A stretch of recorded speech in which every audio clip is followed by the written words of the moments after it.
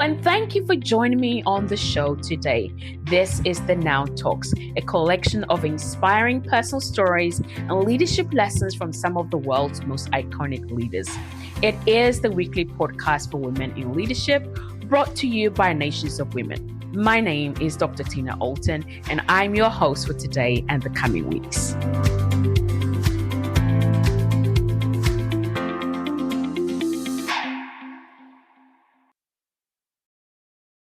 Welcome again to another episode. And this week, our podcast is coming out of a book that I was reading. The book is called Leviticus, and reading really from, I would say, the 10th chapter through to the 12th chapter. And it really is talking about the issue of character.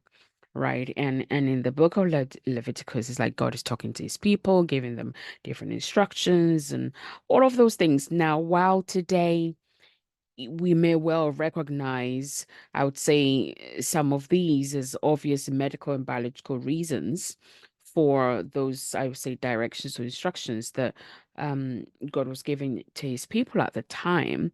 However, I think it's quite evident that um, the context, if you will, um, that God was giving these instructions or teaching these leaders and the people were very much based on the importance of putting being before doing, right? So we being who we're meant to be in terms of we being in the identity of who we call to be, we being people of character, women of character, or if you're a man listening, a man of good character, right? Bringing our children up to be adults who would be, a man or woman of character, right? So we have to put being before doing, and really learning how to lead ourselves before going to lead other people. And I think it's quite true that far often, we jump to the mechanics, the methods, and the techniques, for example, and we put style ahead of, for example, substance. We focus on charisma and then we neglect character. And so I hope that what I'm about to share with us will really help us um, be able to, I would say, get the balance right or bring back the right focus in the sense of character before charisma and all of those things, right? So essentially, we're going to be diving into the critical role of character as far as being leaders is concerned. Now, as emerging or established leaders, we have to understand the interplay between our talents, if you will, or our giftings and our character is very vital for sustainable success. Without character, without good character, I, I doubt that you'd be able to, build any level of sustainable success. Let's put it that way. So you may be asking, okay, Tina, but what about the foundations of our gifts or talents, right? Now, leadership often begins with recognizing that actually there's some inherent gifts and talents that God has placed inside of us, which is great, and these all can open doors and can create opportunities, which is brilliant. However, true leadership requires that these talents or the skills that we have, that they be underpinned by good and strong character. Talents, if you will, think of it like the raw materials of our professional persona, but character is the craftsmanship that turns that potential into real world, say, real world success. So, for example, if you consider a naturally, say, talented strategist whose ability to maybe foresee market trends is unparalleled, but without integrity and humility, however, their ability to lead effectively can be compromised by arrogance or ethical missteps. So you see in this example that you may well be great strategies, but again, integrity is required. So you may well say, Tina, well, I know my gifts, I know my talents, because you have to recognize those. I think it's one of the key steps that we all need to have as a leader, is to recognize, what are my gifts, what are my talents. Now the action, the actionable challenge, because every week I try to give us an actionable challenge, is now identify and write down three talents that you believe are your strongest. Why am I saying that? Because we all have probably 1,001 talents and skills that we have. But what are the top three that you believe are your strongest talent or gifts? Now reflect on how you've used these in the past. Okay, so you're looking at how have I used my talents in the past. Now I want you to commit to one way you can use these talents more responsibly by now incorporating elements of good character. And the tip here is you want to enhance your talents or your gifts or your skills or capabilities through character development exercises. And as simple as seeking feedback on your leadership style and then addressing the areas for improvement, because we all need, we all have room to improve. There's always an opportunity to grow and to be better than, who we have been or wherever we are at. And the best way to recognize, where can I grow, where is my gaps, is actually asking for feedback.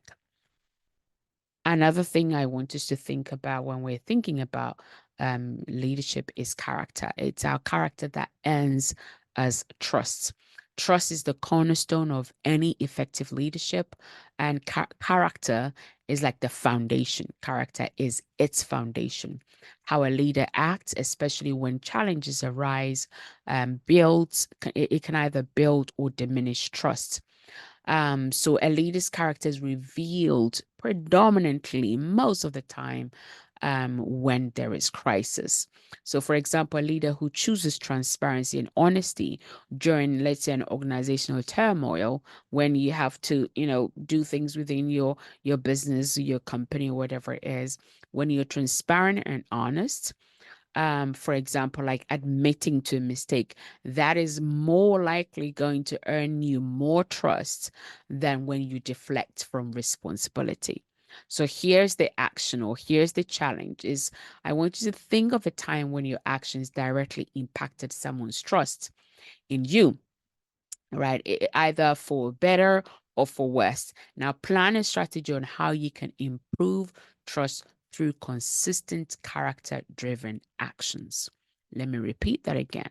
Your challenge, as far as building your character to earn trust, is think of a time when your actions directly impacted someone's trust in you, either for better or for worse. Now, plan a strategy on how you can improve trust through consistent character driven actions. And the tip here is regularly communicate your core values to your people, your team, and demonstrate them through your actions. So not just by, what you say, but most importantly, by what you do, especially when you come under pressure. There is a distinct number, I don't know, 4, 3, whatever it is we're in. There is a distinct link between character and lasting success. So lasting success is not merely about, oh, I've achieved my goals, but it's also sustaining them through ethical leadership and good, strong character. So success that lasts is often supported by your moral compass as a leader. If you think of leaders like Nelson Mandela, he exemplified how enduring character traits such as resilience and commitment to justice can inspire and sustain movements even in the most challenging times. So the challenge here we have on that one for this week is reflect on a professional success you've had and analyze how your character played a role in sustaining that outcome. Identify any character gaps that could threaten perhaps your future success. Practical application, building lasting success, or build lasting success by setting personal and professional standards that reflect your truest, deepest values and hold yourself accountable to them. Because you have to hold yourself first accountable to a standard that, rather than waiting for people to hold you to a standard, right?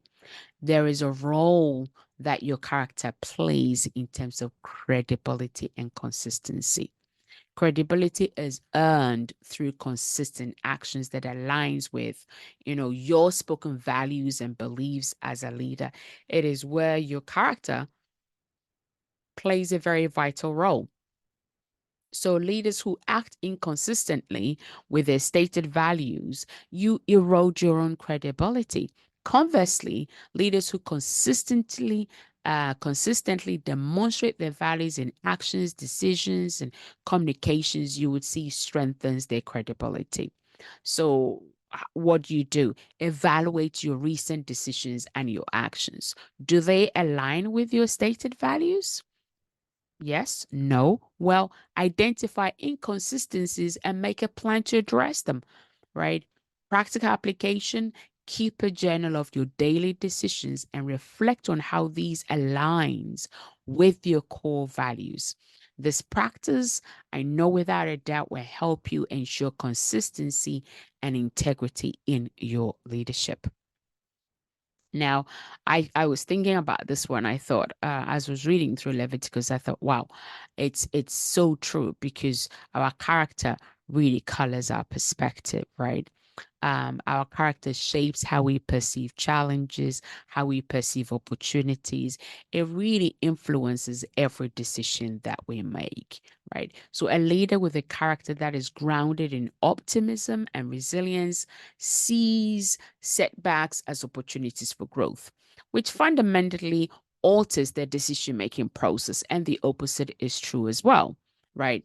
A leader that is grounded in pessimism um, and doesn't have resilience, then when a setback comes, it's not seen as an opportunity. It just comes or is seen as a tumbling block that is coming to crush you, right? And you will be crushed if your character is not grounded well. So the challenge here is identify a recent challenging decision that you had to make and assess your character sorry, assess how your character influenced your perspective. Now consider how a different character trait could have led to a different decision. Practical application here is regularly expose yourself to scenarios that challenge your usual way of thinking to help you develop a well-rounded character. And with that, there is the saying that we're the sum of the five people we hang out with. So it's very, very important. Who are you spending your time to? Who are you hanging around with? Who is in your environment? All of those impact your character and ultimately colors your perspective. I think the Bible says don't be deceived. Good or bad character can corrupt good morals. So it's very, very important that you're mindful of who is in your environment, who you're surrounding yourself with, who you're spending time with, who is speaking into your life, who is influencing, you and your thought patterns. And being mindful of, growing your character to be a character that is good, that is strong, that is ethical, that's integral, etc., etc., because all of those affect or colors, let me put it that way, your perspective on life and shapes your thinking, your outlook on life, and everything else in between. Um, Character when you get to the top, put it that way. So, reaching the pinnacle of your career, for example, can be seen as a huge achievement. But how do you maintain your position? There that requires character of equal caliber, right? So the story of any, if you look at the story of any high profile CEO, it will show you that whilst they had great skills or capabilities or, the great strategies, whatever you want to put in there, may rise or got to prominence. However, it is the character that will define your tenure at the top, right? Leaders who prioritize ethical leadership and personal growth are most more likely to sustain, being at the top of their game and actually leaving lasting legacies. You can't leave any lasting legacies or impact anyone's life if your character is not well developed or good or strong. So the challenge here is think of leaders you admire. I think we all have leaders that we admire. But think of the leaders you admire who have sustained their success. Identify what are the character traits that they have that you can develop or strengthen in yourself. Practical applications engage in continuous self improvement and seek regular feedback from trusted peers to keep your character aligned with your leadership goals or expectations or whatever it is. And one of the things that we do very well here in Nations of Women is the caliber of women that we have within our network. So if you're looking at, setting your, what do you call it, leadership growth plan, then we've got you covered because we've got the Leadership School for Women. The next cohort is starting in May. The registrations are open. So I would encourage you to take a look at that and look at joining us to further develop your leadership skills. And also, I think it's very important, lastly, to mention that sometimes the limitations in our character almost becomes like a ceiling. It becomes like that's the ceiling, right? So your character sets the boundary of your potential. You can't exceed the limitations of your character in your leadership journey. That is true. A leader's character flaws, if not addressed, becomes the ceiling that will cap your growth and your effectiveness. So it's very, very important, very vital that you address these flaws, because addressing these flaws is crucial for breaking through your own personal limits.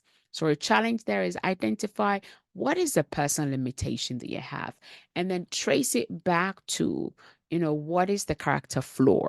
Now develop a plan to address this gap. I like to call it, gap in your character through a very well targeted person development plan. So your person development plan should be targeted. It's not like, oh, well, let me just, no, you have to be really, really, what do you call it, intentional about what do I need to improve in my life now? What do I need to work on my life now today, right? Because we're all on a journey, and there's some things that, hey, 6 months down the line is great, but there's others that is like it needs to be addressed now, right? So tip, seek mentorship or coaching. We've got you here in Nations of Women. These opportunities that we create will help you to identify and help you to work through any character limitations that you have. So to wrap up, the thread that runs through our conversation today is very, very clear.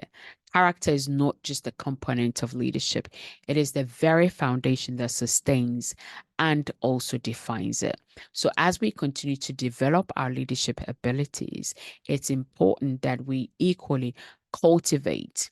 Have a mindset to cultivate a character that is also as strong as our talent. So, with that said, I look forward to seeing some of you within our community, and write to us. What else would you add to this, right? Or what other questions do you have as far as developing your skills and your leadership in order to help you create and leave lasting legacies? Until I come your way next week, God bless you.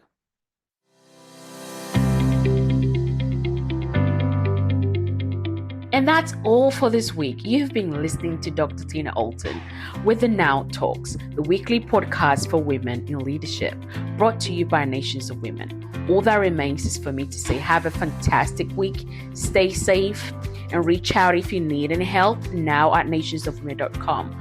Until next time, enjoy the pursuit of your potential, and remember, now is your time.